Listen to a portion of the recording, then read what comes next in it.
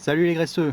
Alors comme vous pouvez le voir, c'est le gros carnage à l'intérieur du range 300 TDI. Donc là on a vraiment tout démonté parce que je fais face à un problème de démarrage. Donc je vais vous montrer le problème. Là quand on met le contact, on a bien notre cycle de préchauffage qui est en train de se faire. Et quand on va pour tourner la clé et démarrer, voilà, on a ce voyant tout en haut qui s'allume. Et donc pas moyen d'avoir le démarrage qui s'effectue, donc le contact au démarreur n'arrive pas et notre démarreur n'est pas actif du tout. Et je vais vous expliquer comment j'ai fait pour diagnostiquer le problème et trouver la solution, parce que c'est un problème qu'on peut rencontrer beaucoup sur les 300 TDI. Donc là il faut déjà bien faire la distinction entre le 200 et le 300, puisque au niveau du circuit électrique du 300, il est complètement différent de celui du 200. Celui du 300, ici en réalité on est sur un Range Rover de 1994 en 300 TDI avec la finition soft dash, donc il est vraiment de fin de production et il a été monté vraiment en toute fin de production avec ce moteur 300 TDI qui est venu en remplacement du 200, mais c'était un moteur qu'on trouvait déjà sous le capot du Disco, donc du Disco 1, et le 300 TDI, le moteur le plus répandu on va dire, au niveau de ces années-là, se trouve sous le capot des Defender et des Disco 1. Hein. Très peu, finalement, il y a eu très peu de range en 300 TDI comme celui-ci. Donc, au niveau du circuit, également, on était vraiment dans les débuts, donc on peut se retrouver face à une certaine panne, et là on est aiguillé par exemple sur des problèmes par exemple d'anti-démarrage et d'alarme. Donc ça laisse supposer, quand on a ce voyant au tableau de bord, qu'on a un problème au niveau du relais de démarreur qui est coupé et que le démarrage ne peut pas s'effectuer parce qu'on n'a pas de mise en tension du démarreur ni comment dire, au niveau de la pompe d'injection. Au niveau de l'électrovanne. Donc ça se trouve beaucoup sur les Disco 1, et on a également un boîtier normalement speeder, donc qui est monté de manière la plus inaccessible possible. Donc ça c'était pour faire face aux problèmes de vol à l'époque, qui normalement doit se trouver ici derrière la console de chauffage sur les Disco 1. Donc là le boîtier speeder qui on a souvent des connectiques qui lâchent à l'intérieur au niveau des soudures, et donc le Land Rover a commercialisé une broche spéciale qui fait bypass, qui permet de shunter le système en lieu et place du boîtier speeder. Mais ici sur le range en 300 TDI, eh ben, il n'y a pas ce boîtier speeder, on le trouve que sur les Disco et les Defender. D'accord. Donc ici on va comment faire pour essayer de trouver cette panne, parce que on peut chercher quand même pas mal de temps, et l'idée de shunter et de relier directement un fil au niveau du contact d'excitation du démarreur, c'est pas forcément une bonne idée. Parce que moi j'ai envie de conserver le système d'alarme d'origine qui, sur ce véhicule, est relativement fiable tout de même, puisque bon, on a plus de 23 ans et j'ai jamais eu de problème au niveau de l'alarme. Donc je pense pas que mon problème vienne de là. Au niveau de l'orientation pour la panne, ce qu'il faut faire, c'est que j'avais reverrouillé le véhicule directement à la télécommande et je l'avais rouvert avec la clé pour voir si le fait de désactiver l'alarme me réglait mon problème. Donc là j'avais remis le contact et refait un cycle, et j'avais toujours ce voyant qui s'allumait. Donc après, ce qu'il faut faire éventuellement, c'est tirer un maximum de masse à partir de la batterie directement, donc vérifier que la batterie a une bonne tension, est bien chargée, éventuellement changer avec une autre, refaire des essais, tendre des fils de masse volants entre le moins de la batterie, la caisse et le moteur, et puis refaire des essais. Et si on n'a toujours pas de solution, on va aller s'orienter au niveau de ces relais qui sont là-bas. Donc on va aller voir ça tout de suite et je vais vous expliquer comment fonctionner.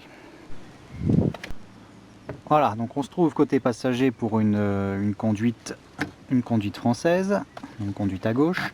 Alors l'idéal, on va déjà identifier la totalité des petits boîtiers qu'on peut avoir ici, parce que là tout a été mis en vrac histoire de pouvoir chercher et d'isoler. Alors là-haut, on a celui qui gère pour les vitres. Donc ça c'est l'écu des vitres. Là on a celui de système de GR quand on a encore, bon là je ne l'ai pas démonté mais le GR est neutralisé. Après on a le boîtier d'alarme, donc là la fréquence change en fonction des pays, des régions du monde où c'est distribué. Donc boîtier d'alarme, ici on a toutes nos broches qui repartent pour tout ce qui est porte, verrouillage centralisé, on a également pour les enceintes, pour les vitres électriques. Très important à vérifier, c'est celui de masse qui est ici. D'accord? Donc là, celui-ci, il est relié directement à la caisse et quelquefois il peut tout simplement se desserrer. Alors lui, il convient vraiment de l'inspecter et de refaire vraiment un bon contact à ce niveau-ci. Surtout que vous pouvez éventuellement avoir des problèmes comme moi. Bon, moi ici j'ai été obligé de le refaire, hein. Ça a déjà été découpé et refait au niveau des planchers. Voilà, parce que c'est un endroit où on trouve énormément de corrosion comme sur beaucoup de Range Rover. Et le problème, c'est que tous nos relais et tout ça sont situés juste derrière. Et vous allez voir, vous allez comprendre que ma panne finalement elle venait de ce problème-là, le problème d'humidité et de projection d'eau et de corrosion qu'il y a eu. Vous allez comprendre ce qui s'est passé. Donc on continue. Ici on en a un, celui-ci c'est pour tout ce qui est système de ventilation, air conditionné, tout ça. Et puis ceux-là, bon, ils ne nous intéressent pas pour le moment. D'accord, donc on va isoler tout ça, je vais fixer la caméra et on va s'intéresser aux 3 relais qu'on trouve ici. Voilà, donc caméra fixée. Alors ce qui va nous intéresser, ce sont ces 3 relais ici. Alors je vous dis les 3 parce qu'en réalité ce sont les 3 qu'on trouve normalement fixés ici. Voilà, ils sont juste en dessous du système de mise à la masse. Il y a 3 broches ici pour venir les fixer et donc on trouve les 3 côte à côte. Et celui qui nous intéresse, c'est le jaune. Le jaune, tout simplement parce qu'au niveau des fils, les sections, on voit que ce sont des sections suffisamment grosses qui arrivent.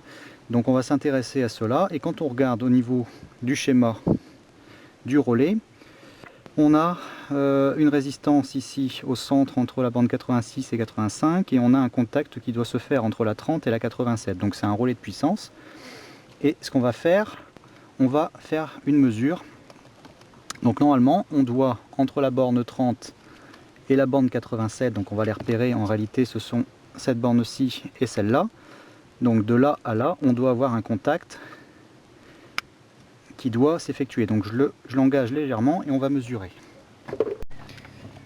Alors, ce que je vais faire, je vais effectuer un test au niveau de la continuité. Donc je vais me mettre ici sur le bip, entre la borne 30 et la borne 87. Donc la borne 30 c'est celle-ci, c'est celle-là. On va se mettre sur la borne 30 et on va regarder si on a quelque chose qui passe.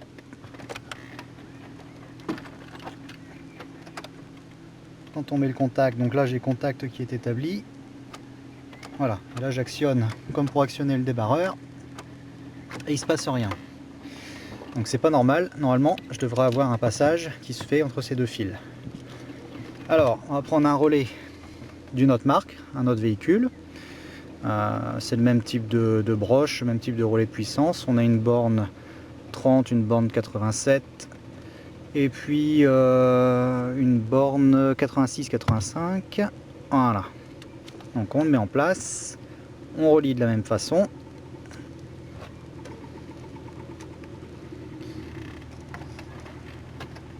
Donc on met le contact.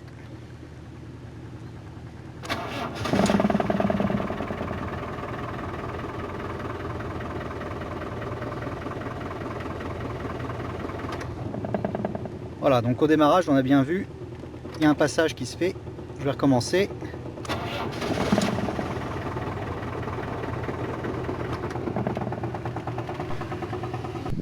Voilà, donc on a bien identifié le problème. Alors le problème venait de ce relais ici qui ne remplissait pas son rôle du tout.